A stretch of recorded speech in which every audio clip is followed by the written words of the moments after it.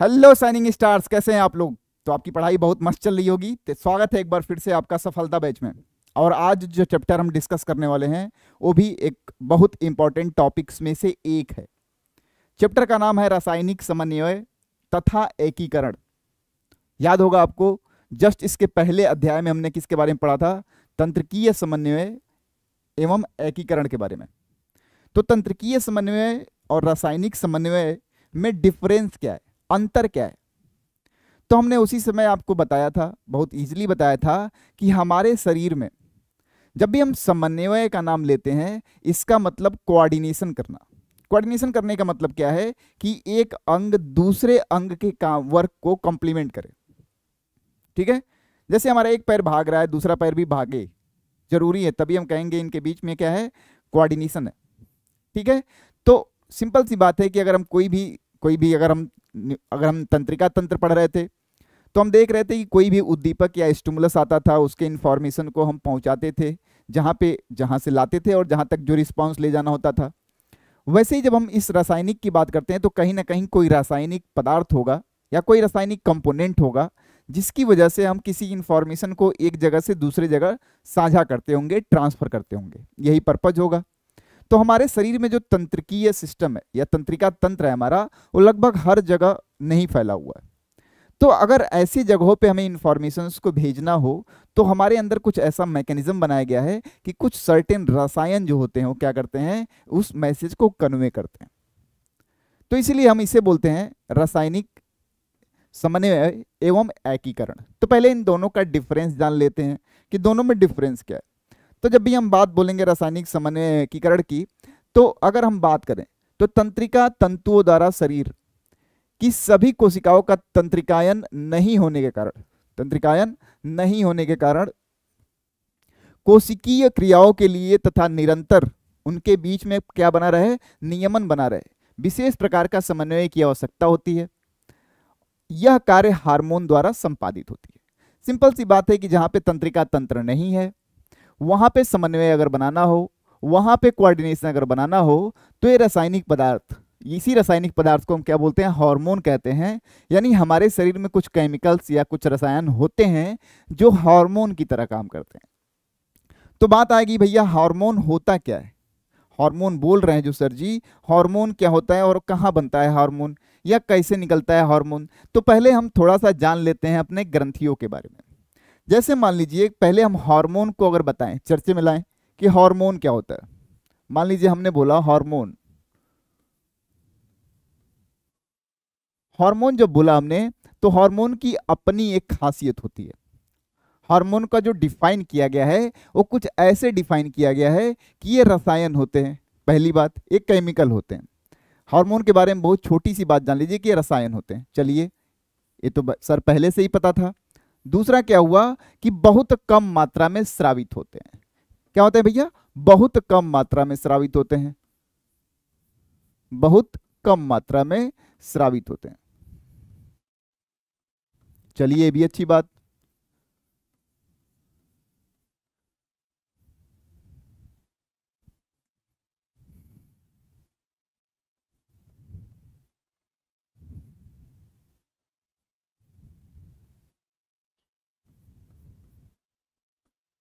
बहुत कम मात्रा में स्रावित होते हैं, अच्छी बात है। फिर हम बात करेंगे आगे की बात क्या है इसकी, हार्मोन की। तो ये क्या करते हैं, हमें पोषण प्रदान नहीं करते हैं, यानी अपोषित होते हैं। ऐसा नहीं कि रसायन है हमें क्या करते होंगे, पोषण प्रदान करते होंगे, हमें न्यूट्रिशन देते होंगे, अपोषित होते हैं। लेकिन काम क्या होता है, ये अंतः कोशिकीय संदेश वाहक की तरह काम करते हैं। क्या भैया? अंतः कोशिकीय संदेश वाहक की तरह। हम लिख लें संदेश वाहक, यानी संदेश वाहक की तरह काम करते हैं, यानी किसी मैसेज को एक जगह से दूसरी जगह पे स्थानांतरित करने का काम करते हैं। तो अगर हार्मोन को डिफाइन करना हो तो हम बोल सकते हैं सीधी सी बात कि भैया हार्मोन वह केमिकल है जो हमें पोषण तो प्रदान नहीं करता है, लेकिन हमारे शरीर के विभिन्न भागों में, विभिन्न हिस्सों में या विभिन्न अंगों में समन्वय बनाए रखने के लिए जो संदेश होते हैं उनको एक जगह से दूसरे जगह स्थानांतरित करता है। ये हमें पोषण प्रदान नहीं करता है। तो एक हार्मोन की क्या हो जाएगी, परिभाषा हो जाएगी। चलिए, अच्छी बात है कि हमने जान लिया कि हमारे शरीर में ऐसे रसायन जो हमें पोषण तो नहीं प्रदान करेंगे, लेकिन वो हमारे शरीर के अंदर किसी न किसी मैसेज को, किसी न किसी संदेश को कहीं एक जगह से दूसरे जगह ले जाने का काम करेंगे। उन्हीं केमिकल्स को हम क्या बोलेंगे, हार्मोन बोलेंगे। अब बात आई भैया कि हार्मोन बनते कहाँ हैं। तो हार्मोन जहां बनते हैं, तो हार्मोन के बारे में जब हम पढ़ेंगे तो हम पहले पढ़ लें ग्रंथियों के बारे में। किसके बारे में दोस्त, ग्रंथियों के बारे में पढ़ लें, यानी ग्लैंड्स के बारे में पढ़ लें। चलिए, ग्रंथियों के बारे में पढ़ेंगे अगर, तो थोड़ा जान लें कि ग्रंथियां होती कैसी हैं। जब भी हम ग्रंथियों का जिक्र करेंगे, तो ग्रंथियां दो प्रकार की पढ़ी होंगी आपने बेसिकली, कि ग्रंथियां दो तरह की होती हैं। कौन कौन सी भैया, तो ग्रंथियों पे अगर हम एक नजर मारें तो हम देखेंगे क्या कि ग्रंथियां दो तरह की होती हैं। कौन सी, तो एक को हम बोलते हैं अंतःस्रावी ग्रंथि। क्या बोलते हैं, अंतःस्रावी ग्रंथ। अंतःस्रावी ग्रंथि। और जो दूसरा हमारे पास होता है उसे हम कहते हैं बहिर्स्रावी ग्रंथि। क्या बोलते हैं भैया, बहिर्स्रावी ग्रंथि।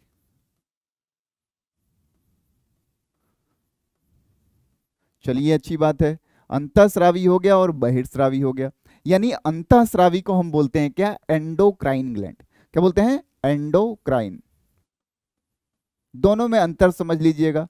पहले बेसिक बात समझ जाइए, फिर हम देखेंगे कौन कौन से हमारे यहाँ हार्मोन हैं, या किस ग्रंथि से वो स्रावित होते हैं। कम स्रावित होंगे तो क्या होगा, ज्यादा स्रावित होंगे तो क्या होगा, और हमारे शरीर में जिस भी कोशिका या जिस भी सेल में जा रहे होंगे वहां पे जाके अपना कार्य कैसे परफॉर्म करते हैं, इसी के बारे में हमें पढ़ना है इस चैप्टर में। दूसरा जिसे हम बहिर्स्रावी बोल रहे हैं, तो बहिर्स्रावी को अगर हम देखें तो इसे हम बोलते हैं एक्जोक्राइन। पहले हम दो ही का जिक्र करेंगे, एंडोक्राइन और एक्जोक्राइन। उसके बाद जो बाकी के इनके भाई होंगे उनको हम देख लेंगे। चलिए, हम जिक्र करें कि अंतःस्रावी ग्रंथि किसे कहते हैं। हमने बताया कि जो ग्रंथियां होती हैं वो एंजाइम्स या हार्मोन, अभी हम डिफाइन नहीं करेंगे कि एंजाइम या हार्मोन, बट स्टिल हम बोलेंगे कि रसायन बनाती हैं। क्या बनाती हैं भैया, रसायन बनाती हैं कोई। चलिए, रसायन बनाती हैं तो मान लीजिए रसायन यहाँ ए बना, कोई एक जगह है ए जहां पे वो रसायन बन रहा है, कहीं एक जगह है ए जहां पे वो रसायन बन रहा है, और ये रसायन के पास जो भी है एक संदेश है, इस संदेश को पॉइंट बी पर ले जाना चाहता है, तो इस ए पॉइंट से इस बी पॉइंट तक पहुंचने के लिए इसे किसी न किसी माध्यम की जरूरत पड़ेगी, इसे किसी न किसी रास्ते की जरूरत तो लेनी पड़ेगी दोस्त। चलिए, ठीक है कि रास्ते की जरूरत पड़ेगी, तो हो सकता हो कि ये जो जहां पे रसायन बन रहा है वो अपना रास्ता खुद ही बना ले, ऐसा। यानी इसी ग्लैंड से कोई ऐसा पाइप निकलता हो और ये पाइप ले जाके डायरेक्ट टारगेट ऑर्गन यानी लक्ष्य अंग तक पहुंचा देता हो, इसे हम कह दें लक्ष्य अंग।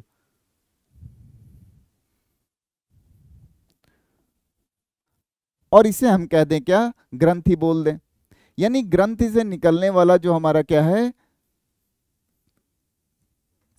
ग्रंथि से निकलने वाला जो हमारा हार्मोन यानी केमिकल है, वो क्या हुआ, यहां से इस पाइप के थ्रू कहां पहुंच गया, अपने लक्ष्य अंग तक पहुंच गया। तो अगर कोई ग्रंथि ऐसी है कि अपने सिक्रीशन यानी अपने रसायन को अपने लक्ष्य अंग तक पहुंचाने के लिए किसी पाइप या किसी नलिका का इस्तेमाल करती है, तो ऐसे ग्रंथियों को हम बोलते हैं क्या, बहिर्स्रावी ग्रंथि, एक्जोक्राइन ग्लैंड बोलते हैं। ठीक है, जैसे आपने पाचन तंत्र पढ़ा था तो देखा था जो हमारी लार ग्रंथियां होती हैं, तो लार ग्रंथियों में आपने पैरोटिड ग्रंथि के बारे में पढ़ा था। पैरोटिड ग्रंथि जब हमने बताया था तो बताया था कि यहाँ से स्टेंसन नलिका निकलती है जो हमारे लार को लेके हमारे मुख गुहा तक पहुँचती है। यानी बना तो यहाँ पे जो भी बना लार, और लार पहुंचा हमारे मुख गुहा में तो नलिका का इस्तेमाल हुआ। यानी अगर हम सलेवरी ग्लैंड्स की बात करें, लार ग्रंथियों की बात करें, तो कहीं ना कहीं नेचर वाइज हम ये बोल सकते हैं कि नहीं भैया वो बहिर्स्रावी ग्रंथियां। क्लियर है, हाँ या नहीं। चलिए क्लियर है। तो सिंपल सी बात, तो एक तो ये हो गया कि हमारे पास बहिर्स्रावी हो गई। तो ये क्या करती हैं ग्रंथियां, कुछ ऐसे काम करती हैं। चलिए अब हम जाने कि अंतःस्रावी क्या होता है। तो अंतःस्रावी ग्रंथियां क्या होती है, इनके बारे में थोड़ा जान लें। इनके बारे में जान लेंगे तो फिर वही एग्जाम्पल ले लें अगर हम, कि भैया यहाँ पे कोई आर्गन ए है और यहाँ पे कोई लक्ष्य आर्गन है या लक्ष्य अंग है बी। यहाँ पे हम लिख लें, मान लीजिए आर्गन हम बोल रहे हैं तो हम मान लो हम ग्रंथि लिख लिए,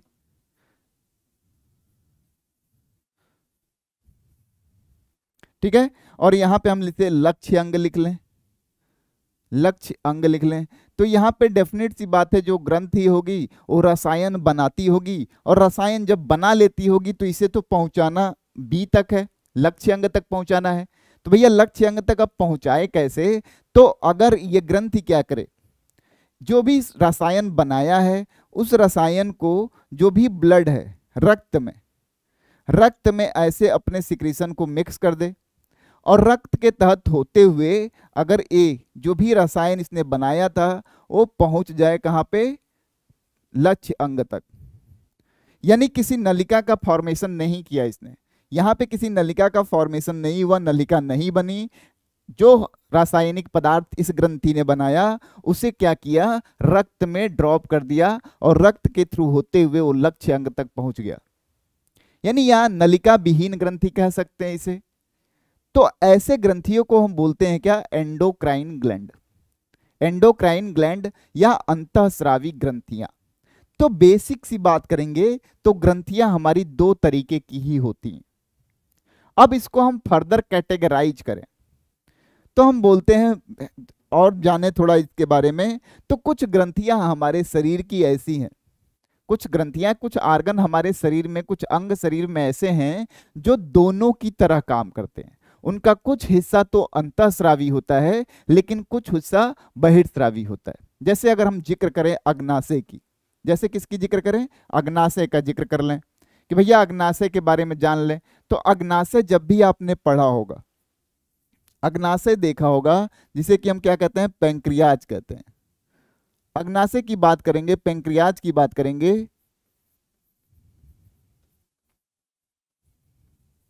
अग्नाशय या पेंक्रियाज की जब हम बात करेंगे तो हम बोलते हैं जो हमारा अग्नाशय या पेंक्रियाज होता है वो क्या होता है, मिक्स्ड ग्लैंड होता है। मिक्स्ड मतलब मिक्स तो समझ रहे होगे, इतना तो हिंदी आती होगी। मिक्स्ड ग्लैंड यानी मिक्स्ड ग्लैंड हम बोल रहे हैं। देखिए दो बातें आएंगी, हेट्रोक्राइन या विषम जात ग्रंथियां कहते हैं जिसे। तो ये मिक्स्ड ग्लैंड है। मिक्स्ड मतलब क्या होता है, मिक्स्ड ग्लैंड का मतलब कोई ऐसा ग्रंथि, कोई ऐसा ग्लैंड जो एक्जोक्राइन और एंडोक्राइन यानी अंतःस्रावी और बहिर्स्रावी दोनों की तरह काम करता हो, अंतः और बहिर दोनों की तरह। तो इसका कुछ हिस्सा अगर अंतःस्रावी की तरह काम करता है और कुछ हिस्सा बहिर्स्रावी की तरह काम करता है। अगर कोई अंग ऐसा है तो उसे हम कहते हैं मिक्स्ड ग्लैंड। फिर एक जिक्र आएगा हेट्रोक्राइन का। हेट्रोक्राइन ग्लैंड किसे कहते हैं, इसके बारे में मिथ बहुत ज्यादा है, क्योंकि कुछ लोग हेट्रोक्राइन पेंक्रियाज रख देते हैं, लेकिन हम थोड़ा अलग समझ लेंगे इसे। जब हम मिक्स्ड बोल रहे हैं इसका मतलब क्या है कि कोई हमारे पास अंग या ग्रंथि ऐसी है जो एंडोक्राइन और एक्जोक्राइन दोनों की तरह रोल प्ले कर रही है। यानी उसका कुछ हिस्सा तो अपने बनाए हुए रसायन को ब्लड में पोर करता है, और कुछ हिस्सा जो रसायन बनाता है वो कैसे, नलिका के तहत पोर करता है। तो अग्नाशय में देखा होगा कि अग्नाशय का जो 99% हिस्सा होता है, वो 99% हिस्सा जो पेंक्रियाटिक एसिनाई वाला पार्ट होता है वो करता क्या है, पेंक्रियाटिक एसिनाई का 99% हिस्सा जो होता है वो हमारा बहिर्स्रावी नेचर में होता है। डक्ट जो पढ़ा होगा, duct of Wirsung, duct of Santorini पढ़ा होगा, उसके तहत मेन पेंक्रियाटिक डक्ट बन के, और देखते होंगे हिपैटो पेंक्रियाटिक डक्ट के थ्रू खुलता होगा हमारे किसमें, ड्यूडेनम में पढ़ा होगा, और डायग्राम याद भी होगा, ठीक है। यानी वहां पे उस पार्ट के सिक्रीशन के लिए, यानी अग्नाशय का वह सिक्रीशन जो पाचन तंत्र में हमने पढ़ा था वो कहीं ना कहीं बहिर्स्रावी था। फिर हम उसी अग्नाशय के बारे में पढ़ते हैं कि अग्नाशय का सबसे पिछला हिस्सा जो होता है उसमें आइसोलेट्स ऑफ लैंगरहैंस देखें, यानी लैंगरहैंस का द्वीप समूह देखें, तो उसमें अल्फा, बीटा और डेल्टा सेल्स होती हैं। अल्फा सेल हमारा ग्लूकागॉन रिलीज करती है, बीटा सेल इंसुलिन रिलीज करती है और डेल्टा सेल सोमैटोस्टैटिन रिलीज करती है। इनके फंक्शन तो हम जान लेंगे, लेकिन ये जो 1% हिस्सा होता है हमारे अग्नाशय का, ये अपने द्वारा बनाए रसायन को ये रक्त में पोर करती है, तो अंतःस्रावी नेचर में होती है। तो ऐसी कोई ग्रंथि जो बहिर्स्रावी और अंतःस्रावी दोनों नेचर में हो, तो उसे हम मिक्स्ड ग्लैंड कहते हैं, हेट्रोक्राइन नहीं कहेंगे। अब हेट्रोक्राइन का मतलब समझ लें, तो हेट्रोक्राइन ग्लैंड हम किसी ग्लैंड को तब कहते हैं कि जब सिक्रीशन तो करता है, यानी श्रावण करता हो किसी चीज का, सिक्रीशन करता हो, कोई चीज सिक्रीट होता हो, अच्छी बात, कोई रसायन बनाता होगा और उसको स्रावित करता होगा। लेकिन इस रसायन के बनाने और स्रावित करने के बावजूद भी इसका कोई ऐसा काम होगा जो किसी रसायन के बनाने या श्रावण से रिलेटेड नहीं होगा, यानी सिक्रीशन के अपार्ट कोई और काम करता होगा। सिक्रीशन तो कर ही रहा है, यानी कोई रसायन बना भी रहा है और उसको सिक्रीट भी कर रहा है, लेकिन इसके बावजूद भी सिक्रीशन के अलावा और भी काम करे, सिक्रीशन के अलावा कोई और भी काम करता, अभी हम प्रूफ कर देंगे, और भी काम करता हो।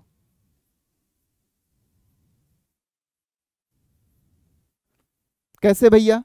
तो जैसे मान लीजिए हम बोले कि हम अपने यहाँ टेस्टिस को देख लें, अपने वृषण को देख लें, तो वृषण से नो डाउट टेस्टोस्टेरोन तो रिलीज होता है, लेकिन वृषण में ही हमारे शुक्राणु भी बनते हैं। ओवरी में देखें तो एस्ट्रोजन और प्रोजेस्टेरॉन रिलीज होता है, नो डाउट, लेकिन उसी ओवरी में अंडे का फॉर्मेशन भी होता है। अगर हम अपने यहाँ लीवर देखें तो कहीं ना कहीं बाइल जूस बनाता है, लेकिन बाइल जूस के बनाने के अलावा यूरिया आर्निथिन साइकिल पढ़ा होगा आपने, डिटॉक्सिफिकेशन पढ़ा होगा आपने, पढ़ा होगा कि मोस्ट बिजिएस्ट ऑर्गन है हमारे यहाँ का, फूड का डिस्ट्रीब्यूशन करता है different parts of the body को। तो आप देख रहे हैं कि सिक्रीशन तो करता है, अच्छी बात है, लेकिन सिक्रीशन के अलावा भी कोई और काम करता हो। यहाँ और यहाँ में अंतर क्या है कि यहाँ जो अंग है वो कहीं ना कहीं सिक्रीशन से ही पूरा जुड़ा हुआ है, लेकिन इसका कुछ हिस्सा अंतःस्रावी से रिलेटेड था और इसका कुछ बहिर्स्रावी से, इसीलिए उसे कहते हैं मिक्स्ड ग्लैंड या कंपाउंड ग्लैंड कहते हैं। यहां हम हेट्रोक्राइन बोल रहे हैं, यानी हम कहना चाह रहे हैं कि ऐसा कोई अंग जो सिक्रीशन तो करता ही है किसी रसायन का, बट स्टिल उस सिक्रीशन के बावजूद भी कोई और भी काम अगर परफॉर्म करता हो, तो हम ऐसे ग्रंथियों को बोलते हैं हेट्रोक्राइन ग्लैंड। तो डेफिनेट सी बात है, हमने पढ़ा जो 4 तरीके का, अंतःस्रावी, बहिर्स्रावी, मिक्स्ड, एक को बोल रहे हैं, कोई हेट्रोक्राइन विषम जात बोल रहे हैं ग्रंथि। तो इतने सारे ग्रंथियों में जो बन रहा है वो रसायन है। अब ये रसायन न्यूट्रिशन नहीं प्रोवाइड करेगा आपको, पाचन नहीं प्रोवाइड करेगा, इनके पास कोई ना कोई मैसेज होता है जो एक अंग से दूसरे लक्ष्य अंग तक पहुंचाने का काम किया जाता है। अगर नलिका का इस्तेमाल हो भी सकता है, नलिका का इस्तेमाल नहीं भी हो सकता है, उसके अकॉर्डिंगली हमने इनका नाम डिसाइड कर लिया। इतनी बात समझ में आ गई होगी। अब यही रसायन बनता है, तो हमारे यहाँ हमने बताया था कि समन्वय हमारे यहाँ 2 तरीके से हम लोग कर लेते हैं। कुछ चीजों को तो हम अपने तंत्रिकीय कंट्रोल में रखते हैं और कुछ चीजें हमारे यहाँ रासायनिक कंट्रोल में है। तो जहां पे तंत्रिकीय सिस्टम नहीं होगा वहां पे हम रासायनिक समन्वय से काम चला लेते होंगे। सिंपल सी बात है, क्योंकि काम जब समन्वय कोऑर्डिनेशन ही है, तो हमने क्या किया, कोऑर्डिनेशन का माध्यम चेंज कर दिया कि भैया जहां तंत्रिका नहीं है वहां रसायन के माध्यम से कर लेंगे, यही तो सिस्टम है हमारा। तो हमने क्या किया, तंत्रिका समन्वय, अगर अंतःस्रावी समन्वय यानी रासायनिक समन्वय में अंतर देखें तो तंत्रिका तंतु से विद्युत आवेश द्वारा सूचना हस्तांतरित होती है और रुधिर और लिम्फ से रासायनिक पदार्थ द्वारा सूचना हस्तांतरित होती है। ये समझ सकते हैं क्यों? क्योंकि जब भी हम बात हार्मोन की करेंगे या अंतःस्रावी की बात करेंगे तो अंतःस्रावी में तो हमेशा रक्त या लसिका का इस्तेमाल करेंगे, लिम्फ का। यह तीव्र प्रकार का स्थानांतरण होता है, यानी मान लीजिए कि यहां से हमने तुरंत टच किया, हमारे ब्रेन को स्थानांतरित हो गया। लेकिन यहाँ पे अगर कोई रासायनिक पदार्थ जो रिलीज होता है वो बहुत तेजी से नहीं होता है, ठीक है, बहुत तेजी से स्थानांतरण उसका नहीं होता है लक्ष्य ऑर्गन तक। दूसरी बात, यहाँ पे जो तंत्रिका कंट्रोल हम कहते हैं, तंत्रिका तंत्र का कंट्रोल कहते हैं, ये होता तो तेजी से है, लेकिन इसका जो अफेक्ट होता है वो बहुत जल्दी खत्म भी हो जाता है। लेकिन जो रासायनिक समन्वय है होता धीरे धीरे है, लेकिन इसका जो अफेक्ट है वो देर तक रहता है। तो यह तीव्र प्रकार का स्थानांतरण है और वह धीमे प्रकार का स्थानांतरण है। सूचना का प्रसारण सटीक स्थान पर होता है, सूचना का प्रसारण फैला हुआ होता है। प्रतिक्रिया शीघ्र, बहुत यथार्थ तथा कम समय के लिए होती है, और वहां पे प्रतिक्रिया जो होती है धीमी होती है, सामान्यतः फैला हुआ होता है तथा लंबे समय तक प्रतिक्रिया रहता है। बात समझ में आ गई? तो पहले तो ये तंत्रिका समन्वय और रासायनिक समन्वय में क्या रहा, अंतर रहा। फिर हम बात करेंगे कि हमारे शरीर में अगर हम देखें, हमारे शरीर में देखें तो हमारे शरीर के दो ही तरह का समन्वय बनाते हैं। जहाँ पे तंत्रिका है वहाँ पे तंत्रिका द्वारा हम समन्वय बना लेते हैं, जहाँ पे तंत्रिकीय सिस्टम नहीं है वहाँ हम रासायनिक समन्वय को फॉलो करते हैं, यानी रसायन जो है हमारे में कोऑर्डिनेशन का काम करते हैं। अब हम बात करेंगे कि हम जो चैप्टर पढ़ने वाले उसमें बेसिकली हम अंतःस्रावी ग्रंथियों के बारे में पढ़ते हैं, और अंतःस्रावी ग्रंथियों के बारे में बताया गया है कि उनका जो भी अंतःस्रावी ग्रंथि है वो क्या स्रावित करती है, उनका जो केमिकल है उसका नेचर क्या होता है, अगर वो ज्यादा स्रावित करें तो क्या होगा, अगर वो कम स्रावित करती हैं तो क्या होगा। इन्हीं बातों की चर्चा की गई है। तो पहले हम बना के देख लेते हैं एक डायग्राम सिंपल सा कि हमें अपने सिलेबस के अकॉर्डिंगली कौन कौन से अंतःस्रावी ग्रंथियों के बारे में पढ़ना है। इतना देख लें क्योंकि आप बहुत छोटे बच्चे हो, भी 11th में हो। तो अगर हम इसकी बात करें नॉर्मली तो एक बंदा बना लें, अगर हम यहाँ पे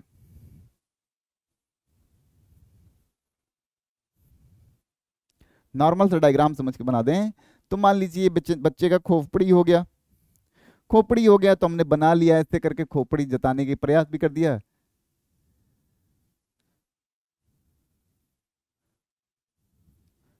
चलिए ऐसे बना भी लेते हैं।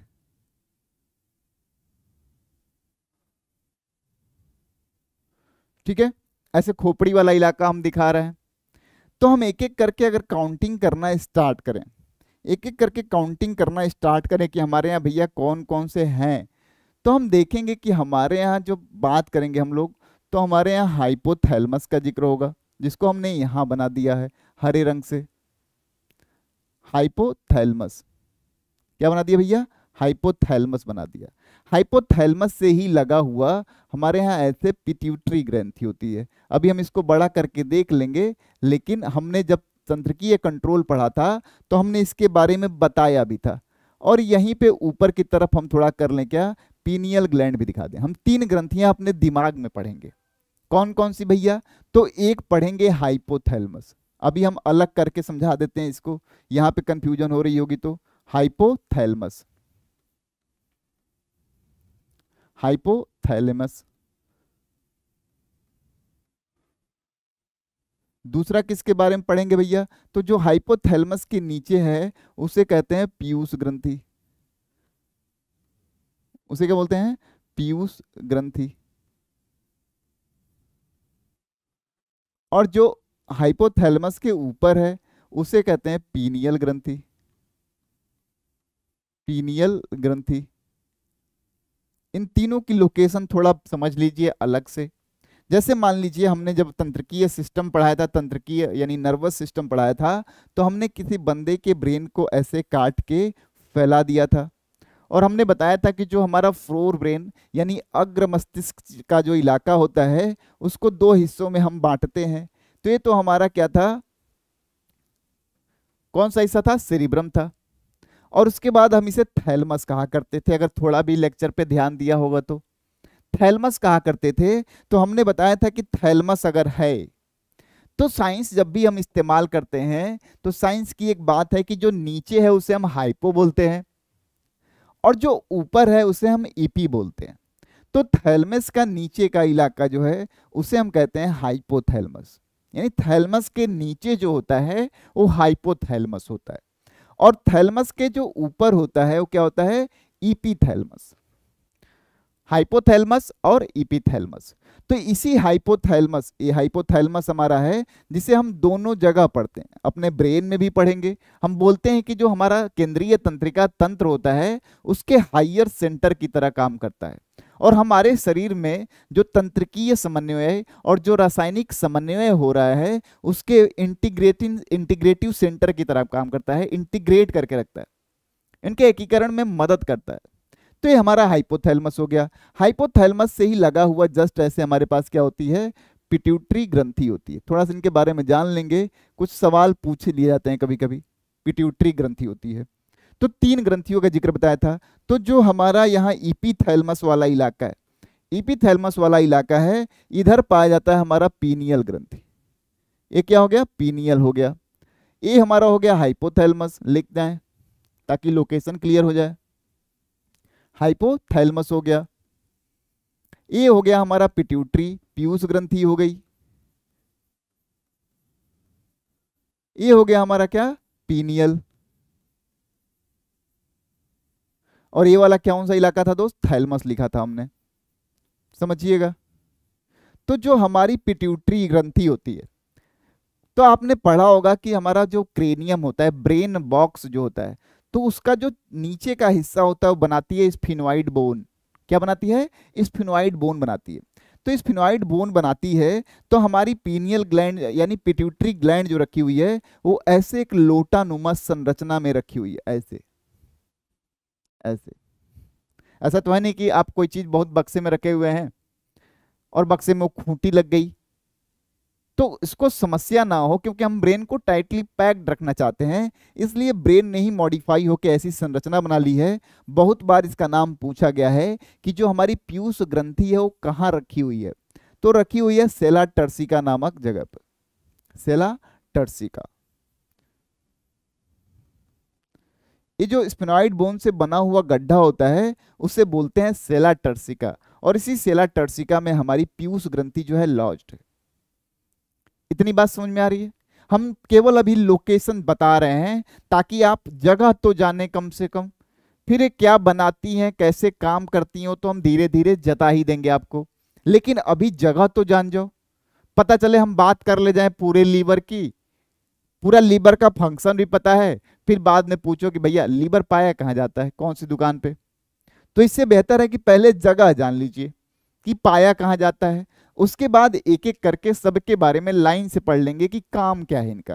तो ऊपर वाले इलाके में देखेंगे, यानी यहां से ऊपर हमें 3 ग्रंथियों का जिक्र मिलेगा, पीनियल ग्लैंड, हाइपोथैलेमस ग्लैंड और पीयूष ग्रंथि। क्लियर है। फिर आएंगे यहां से नीचे, यानी गर्दन वाले इलाके में पहुंचेंगे।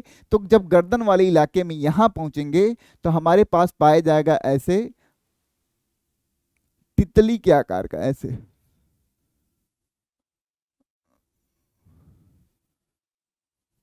ऐसे, जिसका नाम होता है, बहुत फेमस नाम है, थायराइड ग्रंथि। क्या होता है भैया, थायराइड ग्रंथि।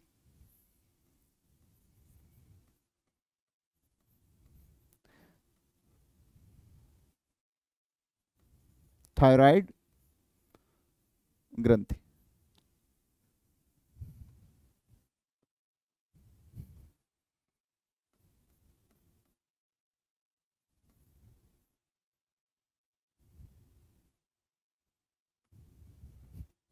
थायराइड ग्रंथि हो गया। जब थायराइड ग्रंथि को देखेंगे आगे ऐसे होगा तो पीछे भी होगा। तो थायराइड ग्रंथि का जो ये वाला इलाका है, पीछे की तरफ देखेंगे तो पीछे की तरफ 2 ग्रंथियां और पाई जाती हैं, पीछे की तरफ ऐसे एक लोब में। देखे थायराइड ग्रंथ 2 लोब में होता है, तो ऐसे देखेंगे तो लोब के पीछे यानी लोब से ही अटैच, ऐसे जिसे हम लाल कलर से दिखा रहे हैं, जिसे हम लाल कलर से दिखा रहे हैं, ये ग्रंथियां हैं। तो हम इसे बोलते हैं पैराथायराइड ग्रंथि। क्या बोलते हैं, पैराथायरॉइड।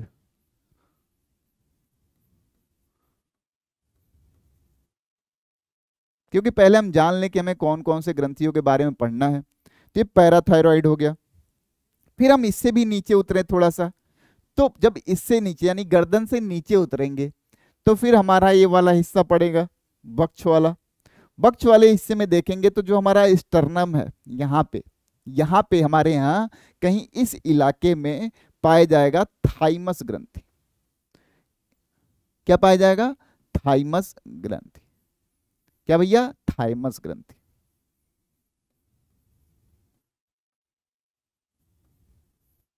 ठीक है, थाइमस ग्रंथि हो गया। फिर हम आगे बढ़ेंगे तो हमारा एब्डोमिनल कैविटी पड़ेगी, यानी उदर गुहा पड़ेगा हमारा। तो उदर गुहा में हम जिक्र करेंगे किसका भैया? तो उदर गुहा में जैसे जैसे नीचे उतरते जाएं तो कौन कौन मिलेगा भैया? पहले तो मान लीजिए लीवर मिल गए हमको यहाँ पे ऐसे,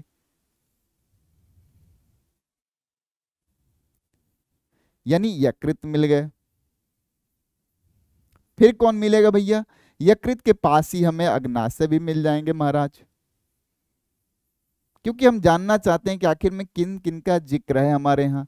तो ये अग्नाशय हो गए, क्योंकि पहले जब हम जान जाएंगे तो बहुत आसान हो जाएगा हमारा ये अध्याय। अग्नाशय हो गया। फिर अग्नाशय से भी नीचे चलेंगे हम थोड़ा सा, तो पीछे की तरफ डॉर्सल सरफेस पे हमारे यहाँ किडनी पाई जाती है। तो हमारे यहाँ किडनी के ऊपर यानी सबसे अग्र वाले हिस्से में किडनी के ऊपर ग्रंथि पाई जाती है, जिसे कहते हैं अधिविक, एड्रीनल ग्लैंड। तो किडनी बना लें अगर हम यहाँ, किडनी अगर हम बना लें ऐसे कि हमारी किडनी हो गई, तो दो किडनी दी है भगवान ने, तो दोनों किडनियों पे ऐसे ऊपर की तरफ हमारे यहाँ अधिविक पाया जाता है, जिसे हम पीले रंग से दिखा दिए, मान लीजिए, जिसे हम किस कलर से दिखा लिए? पीले रंग से दिखा लिए। तो ये हमारा हो गया क्या? अधिविक हो गया, अधिविक हो गया। अगर हम महिला के बारे में बात करें तो महिला के उदर गुहा में ही उसकी ओवरी होती है, यानी अंडाशय होता है, वो भी तो ग्रंथि की तरह काम करता है। तो अगर ये फीमेल है तो इसके यहाँ हमने क्या बना लिया? अंडाशय बना लिया, यानी उदर गुहा में ही हम दिखाएंगे, तो ये अंडाशय हो गया, ओवरी की बात हो गई बात। फिर यही अगर मान लीजिए मेल है, तो मेल में हमने क्या दिखा दिया? तो मेल में हमने दिखा दिया भैया टेस्टिस, यानी वृषण दिखा दिया। तो अगर हम देखें तो मोटा मोटी हमारे सिलेबस में लगभग इतने जो अंतःस्रावी ग्रंथि हैं उनका जिक्र किया गया है। किसका भैया?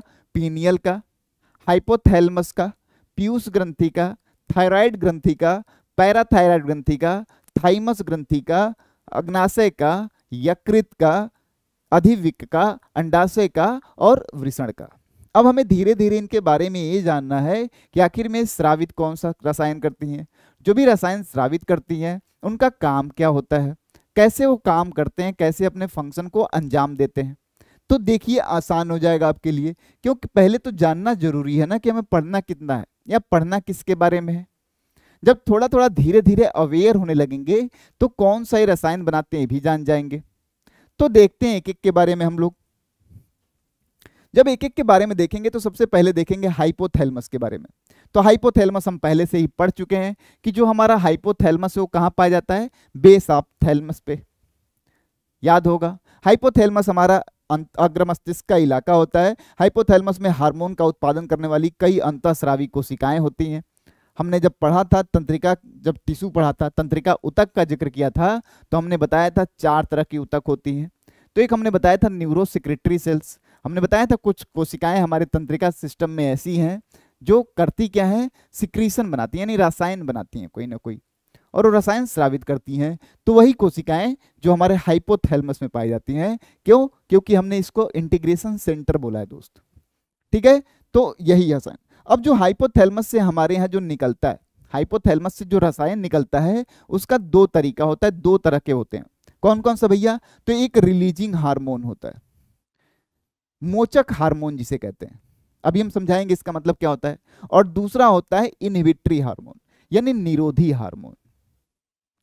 तो होता क्या है, जो हमारा हाइपोथैलेमस है, हाइपोथैलेमस को हम बोलते हैं क्या? मास्टर ऑफ मास्टर ग्रंथि, मास्टर ऑफ मास्टर ग्लैंड।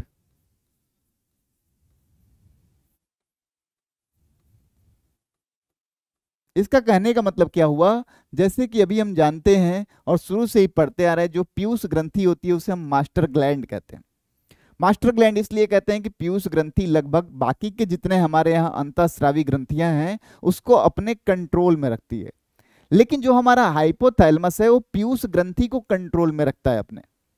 जो भी इसको मैसेज देना होता है वो केवल पीयूष ग्रंथि को मैसेज देता है कि भैया आप ये काम उनसे करवा लो। तो पीयूष ग्रंथि उस पर्टिकुलर से वो काम करवाता है। तो पीयूष ग्रंथि को हम मास्टर बोलते हैं। तो पीयूष ग्रंथि के ऊपर भी एक बैठा हुआ है जो पीयूष को इशारा देता है, तो उसे हम मास्टर ऑफ द मास्टर ग्रंथि कहेंगे। तो हाइपोथैलेमस को master of the master gland कहते हैं। तो इसका जो नेचर होता है, इसके द्वारा रिलीज किया हुआ जो रसायन होता है, उसका नेचर दो तरह का होता है। या तो जो रसायन जो होगा वो किसी पर्टिकुलर हार्मोन जिसे हम कहते हैं उसके श्रवण को उत्प्रेरित करेगा, तो उसे हम कहते हैं मोचक हार्मोन। तो पीयूष ग्रंथि से हार्मोन के स्राव को प्रेरित करता है, ठीक है, तो उसे हम मोचक कहेंगे। दूसरा होता है इसका नेचर वाइज हार्मोन देखें तो निरोधी हार्मोन यानी इनहिबिटरी हार्मोन। तो पीयूष ग्रंथि से हार्मोन को रोकने का काम जो करता है, तो उसे हम कहते हैं क्या, निरोधी हार्मोन। तो दो तरह का नेचर वाइज देखें तो दो तरह का हार्मोन क्या करता है, स्रावित करता है। कौन, हमारा हाइपोथैलेमस। नंबर में तो बहुत ज्यादा है, लेकिन अगर नेचर वाइज देखें तो दो तरह का हार्मोन स्रावित करता है। फिर आगे हम बढ़ेंगे तो हमें देखेंगे, फिर हमारा दूसरा आएगा क्या, पिट्यूटरी ग्रंथि। पिट्यूटरी ग्रंथि के बारे में थोड़ा हम डायग्रामेटिकली समझ लें, एक डायग्राम बना के पहले समझ लें इनके बारे में। जैसे हमने बताया कि हमारे पास जो है भैया, ये अगर मान लीजिए हमारा हाइपोथैलेमस हो गया, क्या हो गया, हाइपोथैलेमस हो गया।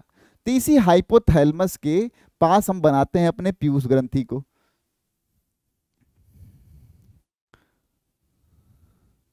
हमने ऐसा जताया बना के, आपने डायग्राम देखा भी होगा।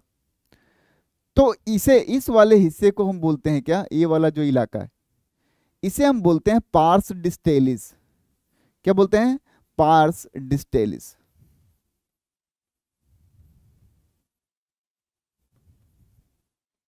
क्या बोलते हैं, पार्स डिस्टेलिस, या बोलते हैं एंटीरियर पिट्यूटरी। ये वाला जो इलाका है इसे बोलते हैं पार्स इंटरमीडिया। क्या बोलते हैं भैया, पार्स इंटरमीडिया।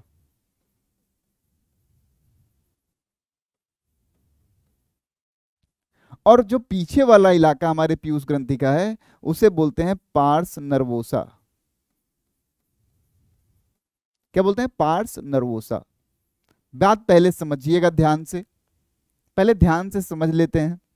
यानी पार्स डिस्टेलिस जिसे हम बोल रहे हैं उसे आप अग्र पीयूष ग्रंथि बोल सकते हैं या एंटीरियर पिट्यूटरी। अग्र पीयूष ग्रंथि मान लीजिए बोल दें, अगर अंग्रेजी में समस्या हो, अग्र पीयूष ग्रंथि। ये जो है हमारा क्या है, पार्स इंटरमीडिया जिसे कह रहे हैं वो मध्य है। और पार्स नर्वोसा जिसे कह रहे हैं वो क्या है, पश्च है, पोस्टीरियर लोब ऑफ पिट्यूटरी है। तो जो हमारा पार्स इंटरमीडिया है, यानी जो मध्य लोब होता है, बीच वाला लोब जो होता है हमारे पीयूष ग्रंथि का, वो लगभग हमारे आगे वाले लोब में धंसा हुआ होता है, मर्ज्ड होता है। बीच वाला लोब जो है वो आगे वाले लोब में लगभग धंसा हुआ होता है। तो ये दोनों पार्स डिस्टेलिस और पार्स इंटरमीडिया को मिला के हम बोलते हैं क्या, एडिनो हाइपोफाइसिस। कई बार ये सवाल पूछा गया, क्या बोलते हैं भैया, adeno hypophysis, adeno hypophysis.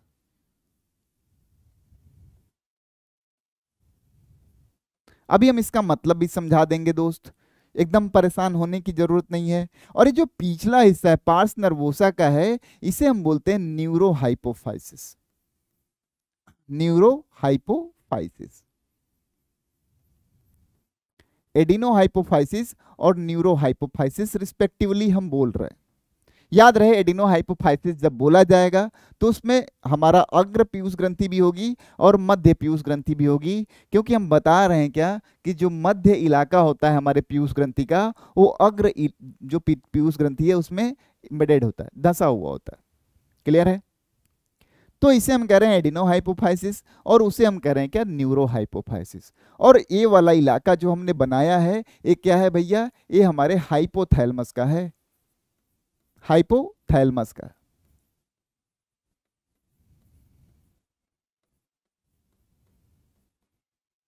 Hypothalamus का, चलिए अच्छी बात है।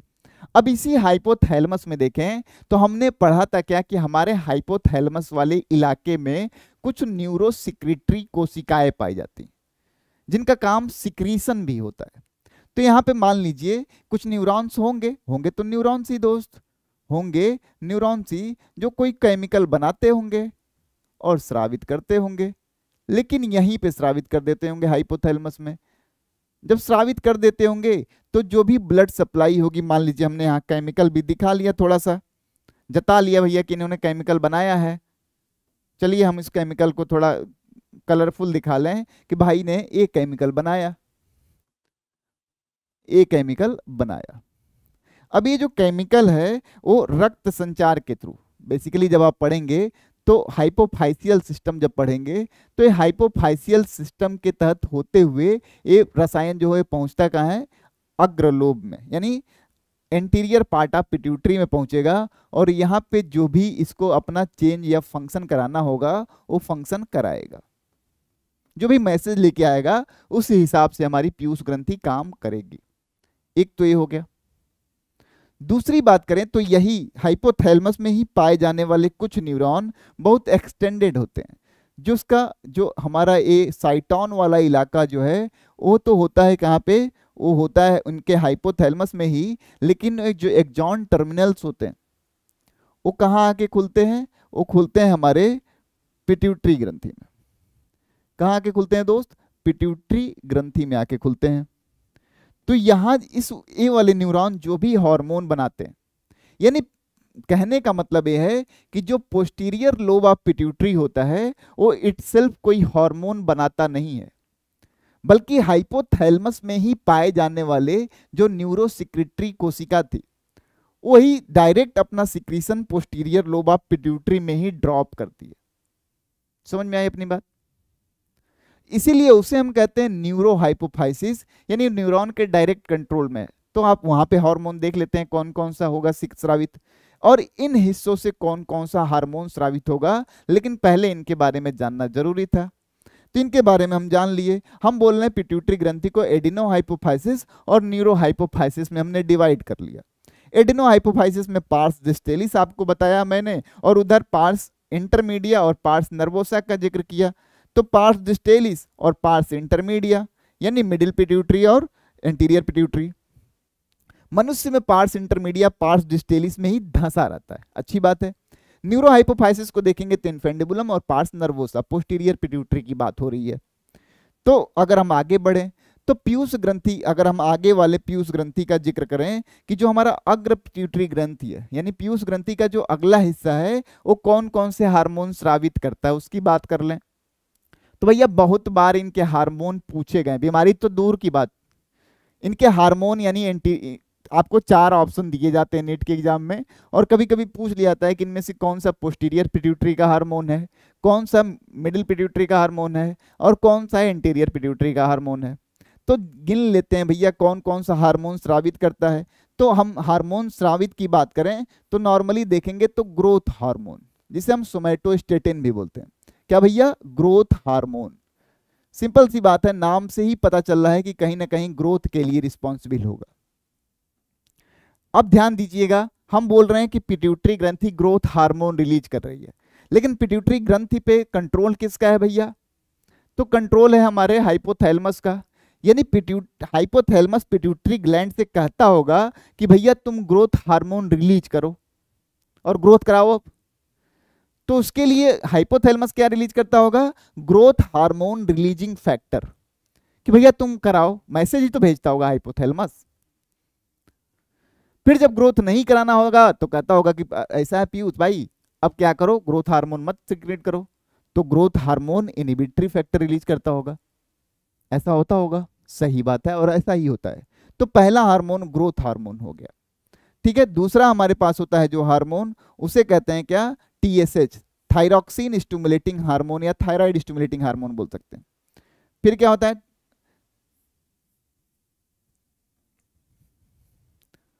फिर क्या होता है? तो ACTH, एडिनोकॉर्टिकोट्रोपिक हार्मोन। फिर भैया FSH, फिर भैया LH, और फिर भैया प्रोलैक्टिन।